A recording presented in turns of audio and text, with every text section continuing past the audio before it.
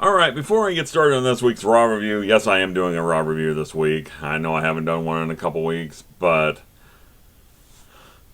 just for the record, I did not watch Battleground last night. I was at work. Yeah, I do have to do that once in a while.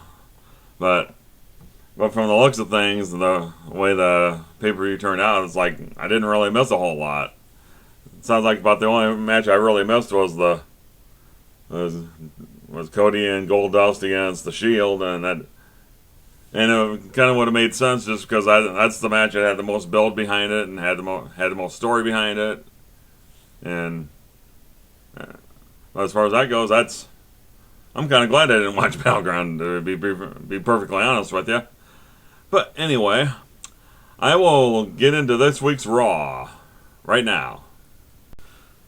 So coming off the heels of a very interesting pay-per-view from Sunday night, we get Steph coming out to the ring, and what she do? She calls out the Big Show.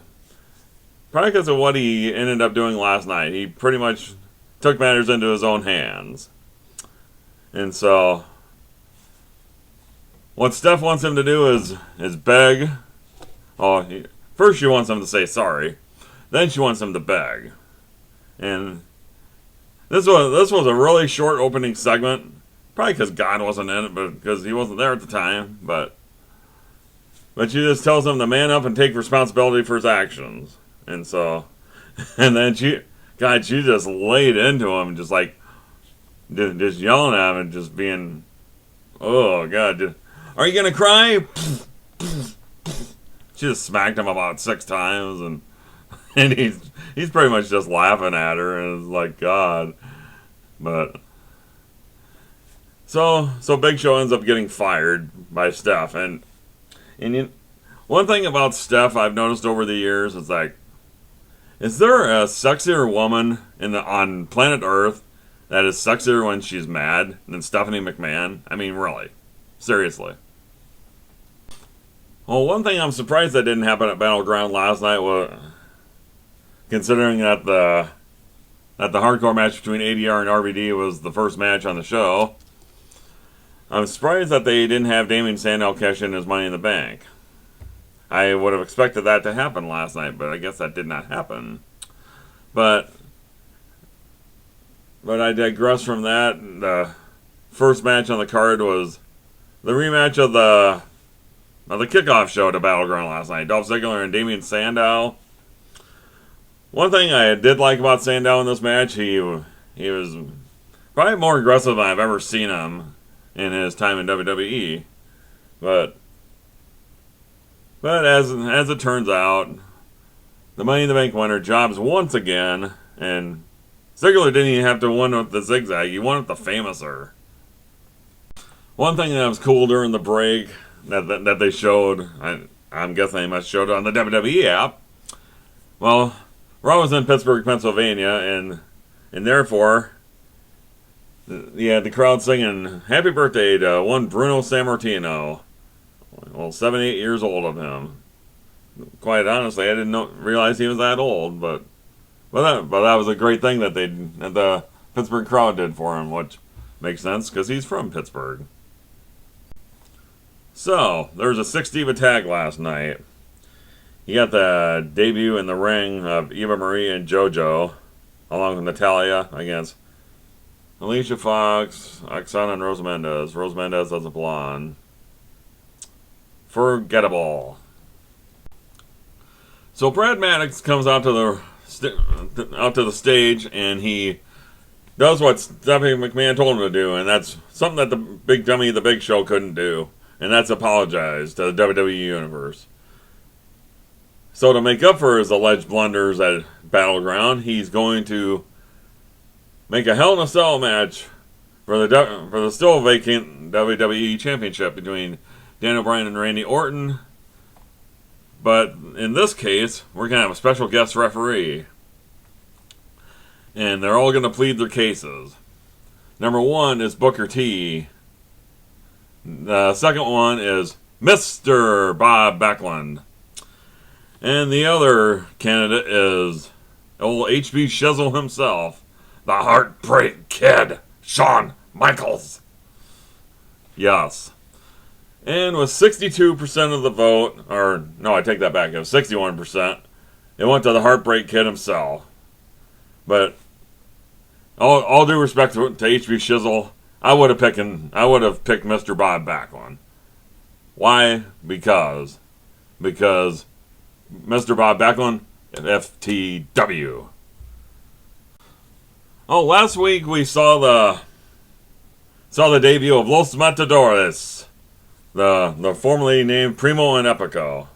But one thing you can definitely say about Los Matadores is that I mean, if you didn't know any better, you couldn't tell this was Primo and Epico because they don't wrestle the same. They don't have the same moveset as Primo and Epico did.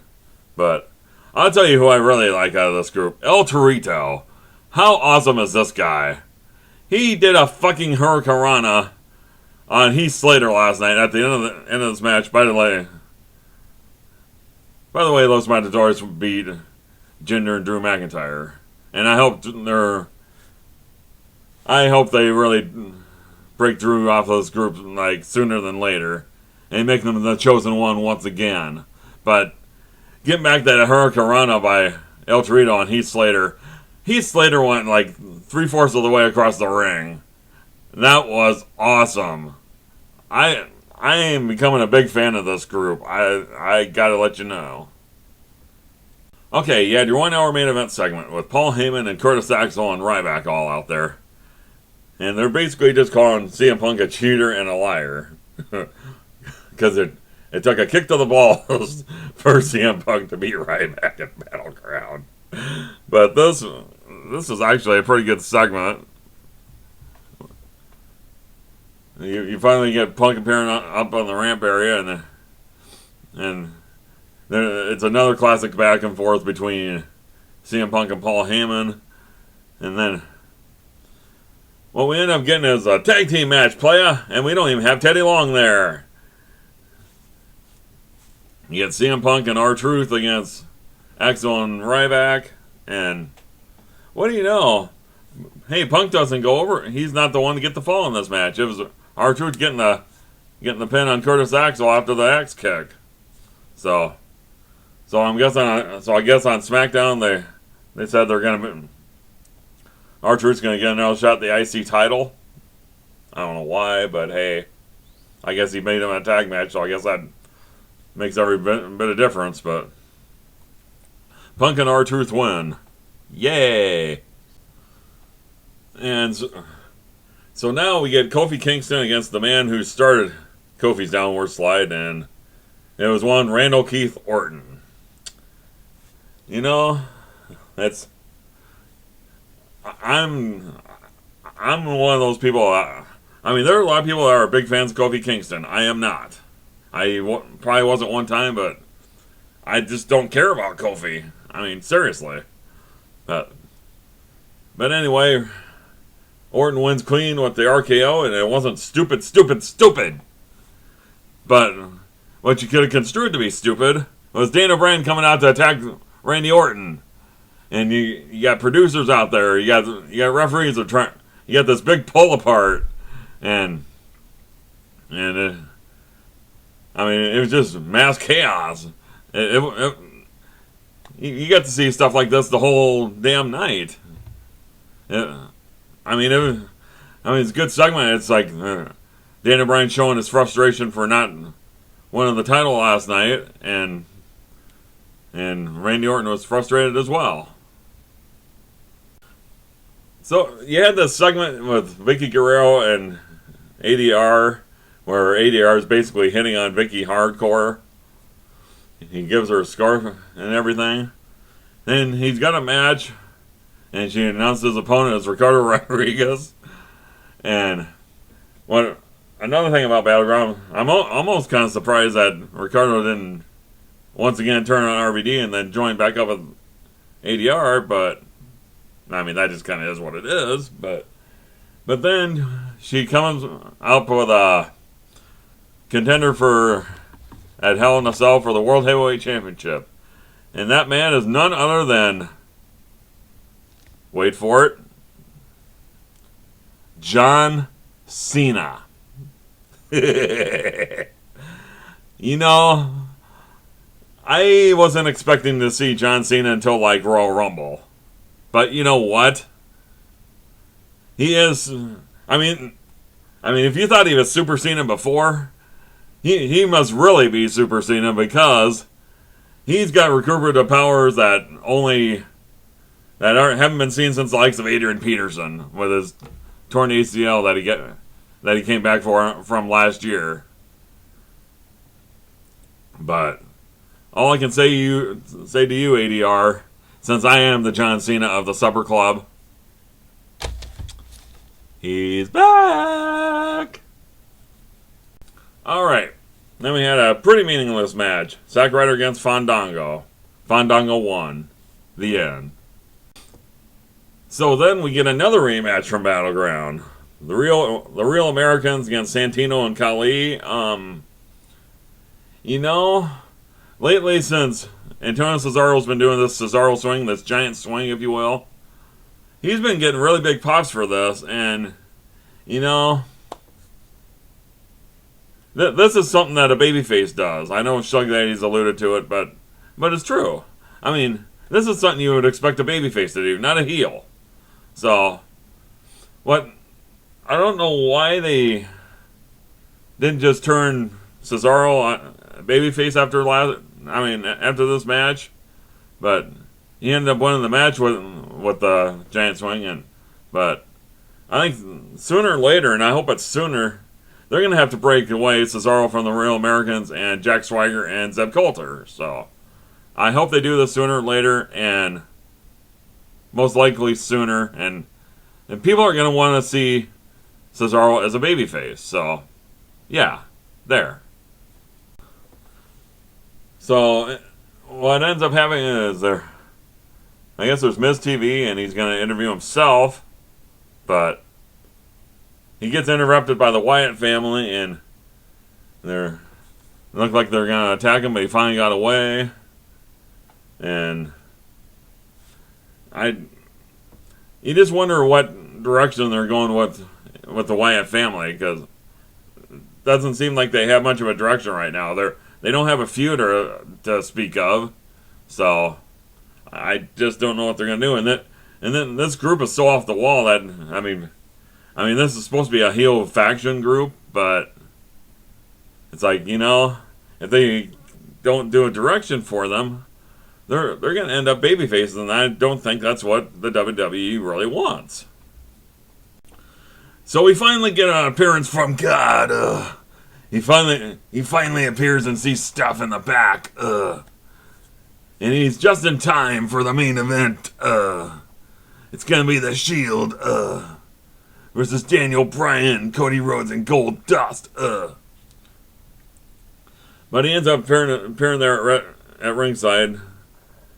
The Shield ends up getting DQ'd after Goldust got nailed with a chair. But God wasn't having that at all, brother. He makes it a no DQ match, and Daniel Bryan's on the outside of the ring, and who should show up but Randall Keith Orton with the RKO on the floor. And so Daniel Bryan gets rolled back into the ring, and the Shield win. And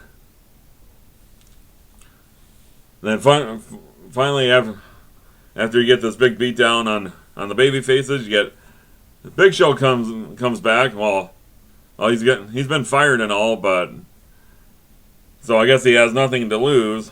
So he runs down the ring, and he ends up getting beat down by the Shield, but he finally breaks away from them. And what do you know? I guess when you ain't got nothing to lose. So he punches out God. Now what kind of shit is that? I mean, seriously, wow. That's the end of your show, and you got Daniel Bryan doing the yes chant while he stands over Triple H. So that's the end of your show. Overall, I thought the show was actually halfway decent. I'm glad I didn't watch Battleground, but as as far as the Daniel Bryan Randy Orton thing goes, they got to keep that going, and at least through Hell in a Cell. And after that, what are they going to have? Triple H against Daniel Bryan at Survivor Series or something, maybe? Then I love seeing Steph in this super hot bitch role. That fucking fits her to a T. Then as far as Cesaro goes, they need to break him away from the Real Americans. That's got to happen. That's got to happen sooner or later, and damn sure better be sooner.